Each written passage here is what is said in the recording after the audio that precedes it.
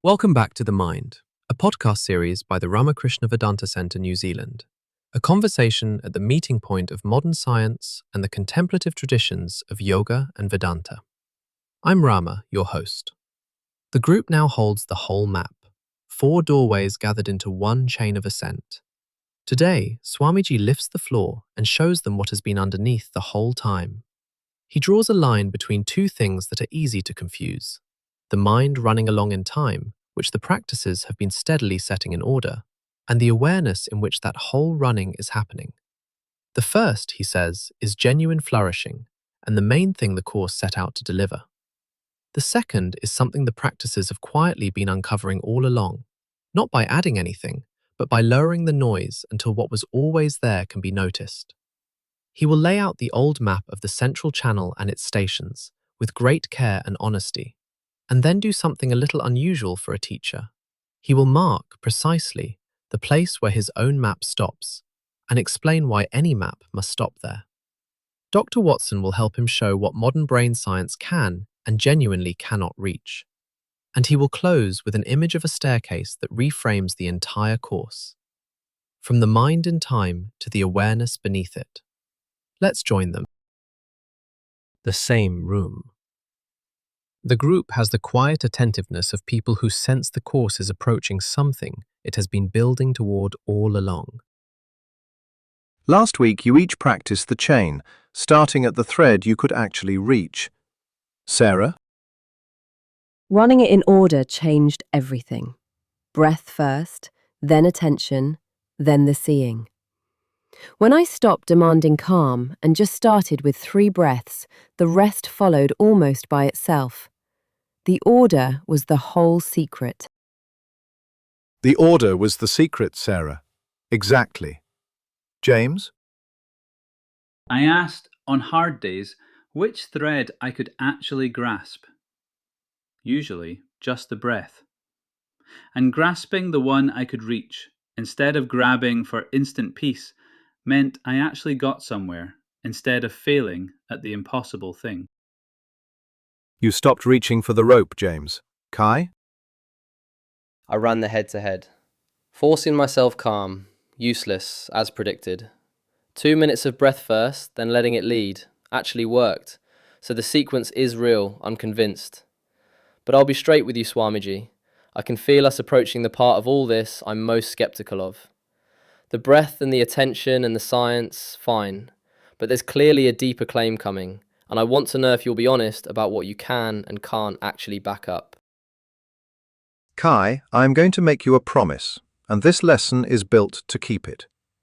Today I will show you the deepest claim the tradition makes, and I will mark for you precisely the exact line where my map stops and where I cannot, even in principle, prove what lies beyond it.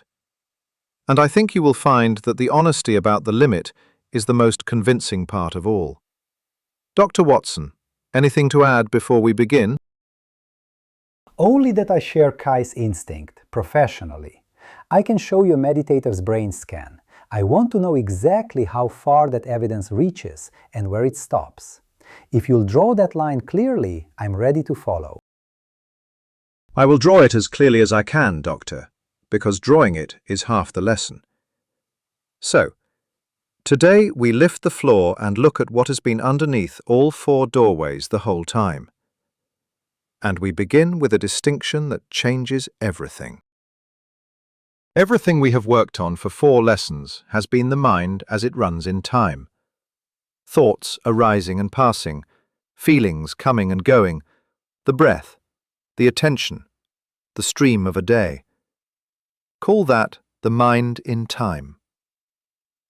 The 4 practices have been setting that stream in good order, settling the body, steadying attention, cleaning the daily flow, loosening the false assumptions.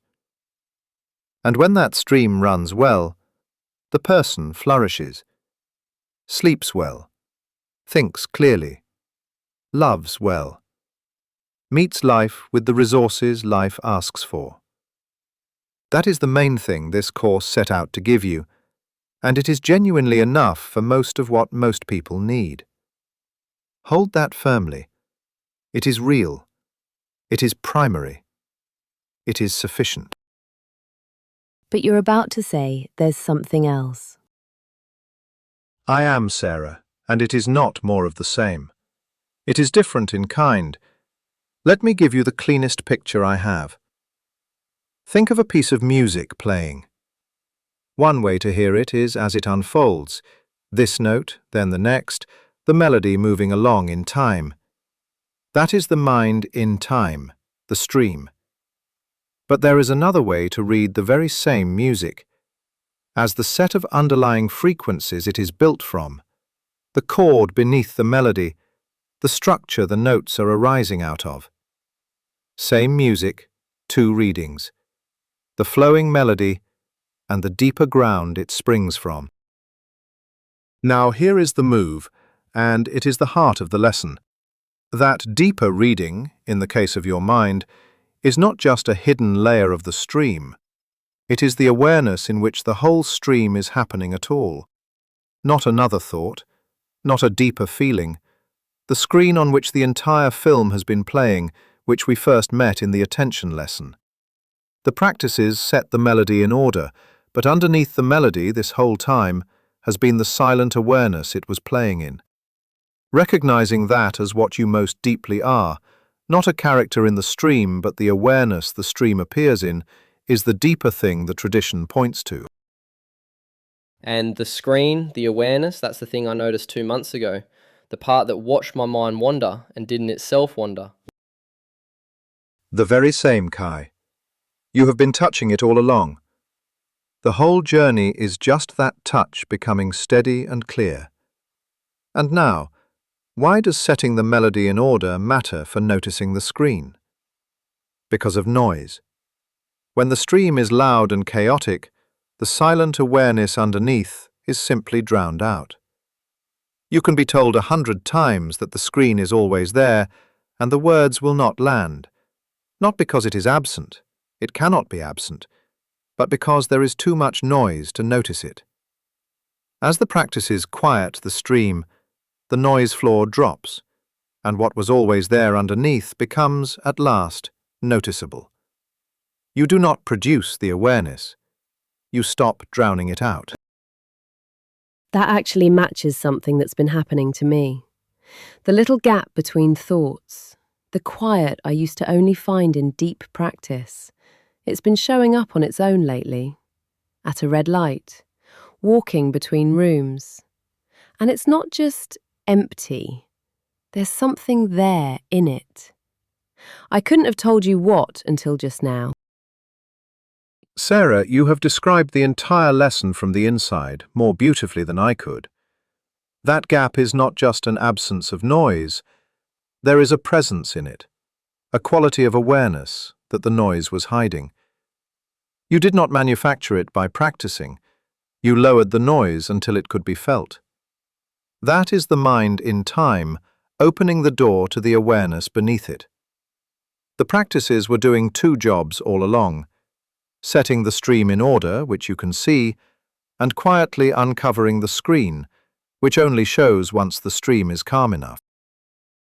Now, the contemplative traditions left a detailed map of this uncovering, and I want to give it to you honestly, neither inflating it nor hiding it. They describe a kind of built-in pathway in us by which a person's sense of identity can shift from the surface stream to the awareness beneath. 3 parts.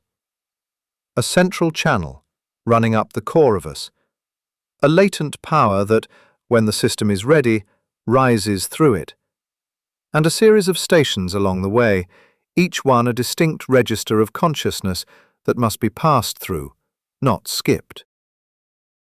Let me give you the stations in the words of someone who reported them from direct experience, Sri Ramakrishna. At the lower stations, consciousness is tied up in the body, in pleasure and pain, in the drive for power, the ordinary preoccupations. As it rises to the heart, he said, one sees light, and kindness and devotion become natural and spontaneous, the first taste of a settled, luminous quality. At the throat, the mind can no longer dwell on ordinary, trivial things. One wants only to speak and hear of the source. At the brow, between the eyebrows, one can see the very form of the divine, but, and this is his exact and careful image, as if through a glass partition, close, radiant, but with a thin pane still between seer and seen. And only at the crown, the highest, does the partition dissolve and the seeing and the source become one. This is exactly where my skepticism is loudest, I'll be honest. Channels, energy rising, stations. It sounds like a lot to swallow. And I would not ask you to swallow any of it, Kai. Hold it exactly as what it is. A detailed report, left by many people across many centuries, of the territory of deep practice as experienced from the inside. You need not take the map as literal anatomy. It is not. No surgeon finds these channels with a scalpel. Take it as an experiential map, a description of stages that practitioners report passing through in a strikingly consistent order. You can hold it lightly, as a traveller holds an old chart, and check it against your own experience as you go. And here is the part that I think will satisfy the skeptic in you more than anything, because it is where I keep my promise. Go on. That whole map is faithful and useful right up to the very highest reach of the mind, the deepest state of absorption, the brow station, where the form of the divine is seen through the glass partition. But notice, even there a partition remains.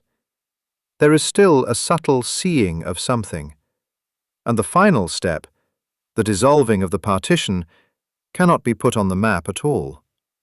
Why? Because the map, the equation, all our diagrams, every concept, these are tools the mind uses to grasp things, to hold them as objects. And the awareness we are pointing at is the very thing doing the grasping. It can never be one of the objects grasped. The instant you make it an object, a thing you know about, you have got hold of a thought about it, not the awareness itself. The Upanishads said this with breathtaking precision thousands of years ago. They put it as a paradox. It is unknown to those who claim to know it, and known to those who do not claim to know it. The moment someone says, "I have grasped the ultimate, I know it completely," they have, by that very claim, turned it into an object they are holding, which means it is not the ultimate awareness at all, but just one more thing appearing in awareness. The honest knower says, "I cannot make it an object, I can only be it." So my map stops, deliberately and honestly, at the threshold. Not because I am hiding the last step, but because a map that claimed to contain the mapmaker would have disproved itself.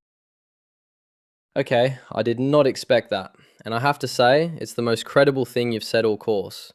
A framework that admits exactly where it can't go is far more trustworthy than one that claims to explain everything. That admission is the rigor, Kai, not a retreat from it. The honesty about the limit is the discipline that lets the real thing arrive. A teaching that claimed to have the infinite in its pocket would have told you, by that very claim, that it had mistaken a thought for the truth. Dr. Watson, this is your moment, because the same honest line runs straight through your science. Tell us what the instruments actually see. They see a surprising amount, and it is real.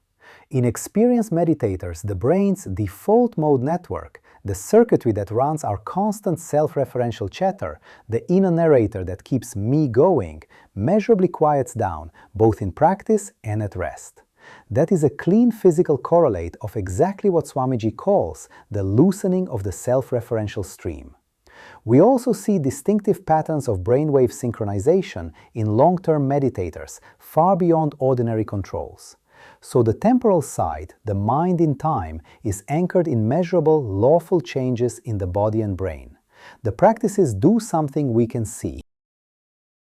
And that anchoring matters enormously, Doctor.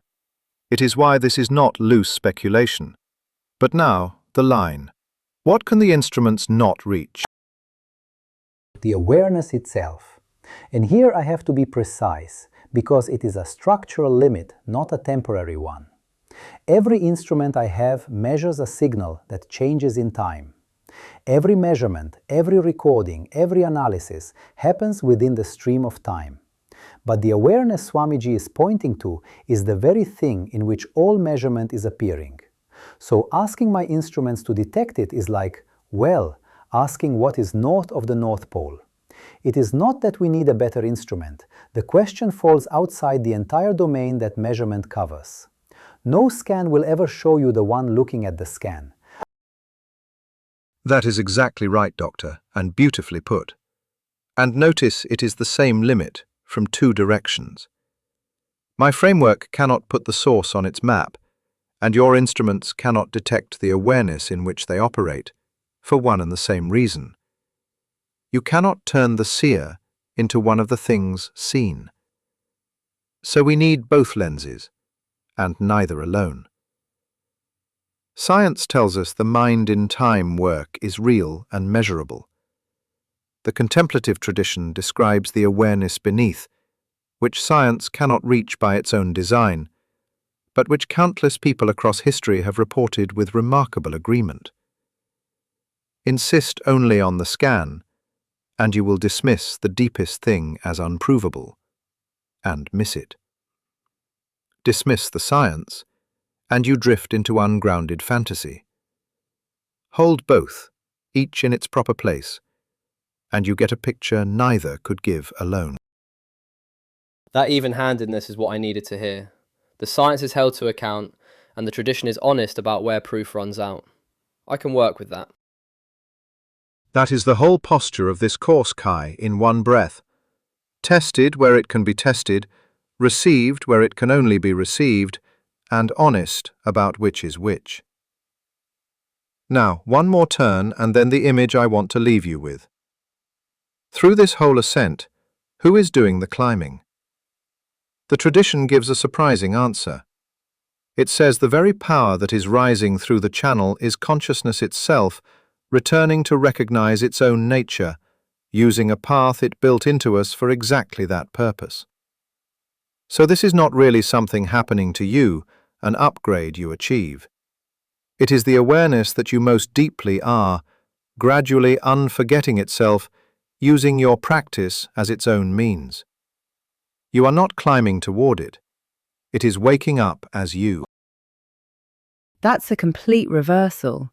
Not me struggling up towards something far away, but the thing itself slowly remembering itself, through me. A complete reversal, Sarah, and it takes the strain out of everything. Which brings me to the image I want to leave you holding, also from Sri Ramakrishna. This whole course, the equations, the diagrams, the 4 doorways, all of it is a staircase. It has been built as carefully as we could build it, and it is genuinely good for climbing. A real staircase that takes you somewhere. But, and hold this, the staircase is not the roof. The course is not the awakening. No map is the territory. No description is the thing described. To polish the steps forever, admiring their cleverness and never climb, would be to miss the entire point. So don't mistake the beautiful framework for the destination. Never mistake the stairs for the roof, James. But here is the lovely final twist. The stairs are made of the same material as the roof. Brick and lime and brick dust, the same stuff, just differently arranged. The awareness you are climbing toward and the steps you climb on are made of the one consciousness, at different densities. So the one climbing the stairs has been within the roof the entire time. There is no moment where you leap from one substance into another. There is only the moment where what you are climbing within finally recognizes itself. And the stairs themselves were laid down by those who had already reached the roof and came back to build them, for the ones still climbing. You receive the staircase as a gift, climb the steps your own effort makes possible, and recognize with gratitude that the stairs were never your own making. This week adds no new technique. It only asks you to notice the deeper layer that has been there all along. One thing each. Sarah, yours follows directly from what you already found. When the gap between thoughts appears on its own this week, at the red light, between rooms, do not just register the quiet. Turn gently toward it and ask, is there a presence here, or only an absence? Do not strain for an answer, just look, lightly, and let what is there be what it is. Notice the gap and look for the presence in it rather than just the silence. That feels like the most natural next step from where I already am. Done. It is precisely your next step, Sarah, and you are ready for it. James, yours is the both lenses posture in daily life. This week, catch yourself when you demand proof for something that can only be received, and when you dismiss something measurable as not mattering. Practice holding both. Tested where it can be tested, received where it can only be received. It will make you a clearer thinker and a steadier teacher. Notice when I'm overreaching for proof and when I'm dismissing real evidence, and hold the line between them. That's a discipline I can use far beyond this course. Done. Far beyond it, James, yes. Kai, yours is built for exactly your honesty. Sit once this week with the paradox itself, that the deepest awareness cannot be made an object, cannot be grasped, only been. Do not try to solve it. Just rest in the gap between thoughts and notice that the one noticing can never quite be turned around and looked at. Treat it as the most interesting experiment of all, trying and failing to catch the looker. Try to catch the one who's looking, and notice that I can't, and sit with why. That's a genuinely fascinating problem, not a belief I master hold. I'll do it. That failure to catch it, Kai, is itself the most honest data you will ever collect. And Dr. Watson, yours is the staircase humility, clinically. This week, hold both lenses with your patients. Track what you can measure, the calmer nervous system, the quieter chatter, and at the same time leave room, without claiming or forcing it, for the deeper presence that your instruments cannot reach. Offer the stairs without pretending they are the roof. Measure what I can, honor what I can't measure, and never oversell the framework as the destination. That is both better science and better medicine. I'll carry it into the consulting room. Then you each hold the deepest map this course can draw, and the honest mark of where it ends. Next time, the final lesson, and it is a gift. We will watch everything we have laid out unfold in a single afternoon, in the life of one real person. A young man who sat with a great teacher and travelled this entire path in a few hours. The architecture, made flesh. Until then. And so the floor was lifted, and the group saw what had been beneath all 4 doorways the whole time. Swamiji drew the line between the mind running in time, which the practices have been setting in good order, and the silent awareness in which that whole running happens, the screen on which the film has always played. The first is genuine flourishing and the heart of what the course offers. The second is uncovered, not manufactured, when the noise of the stream falls quiet enough that what was always present can finally be noticed, as Sarah had begun to find in the deepening gap between her thoughts. He gave the old map of the inner ascent, the central channel and its stations, in the careful words of one who walked it, the opening heart, the quieted speech, the divine seen at the brow as through a glass partition, the partition dissolving only at the crown, and offered it honestly as an experiential chart, to be held lightly and checked against one's own journey. And then he kept his promise to the skeptic, marking the exact place where every map must stop. The awareness can never be made an object, for it is the very thing that grasps, and so it is known, the Upanishad says, only to those who do not claim to know it. Dr. Watson drew the same line through her science. The quieting of the brain's self-referential chatter is real and measurable, yet no instrument can ever detect the one looking at the instrument, no more than we can stand north of the North Pole. Both lenses, each in its place, and the whole ascent was reframed as consciousness itself, waking up as us through a path it built into itself, and the course as a staircase, genuinely good for climbing, never to be mistaken for the roof, yet made of the very same material, so that the one climbing has been within the destination all along. To go deeper, the full Lesson 5.7 is available in the course Beginners, Conversations on the Mind in the Light of Modern and Spiritual Sciences on the Ramakrishna Vedanta Center's website, www.vedanta.nz. It is also available as an app on Google Play and the Apple App Store by searching for Vedanta NZ.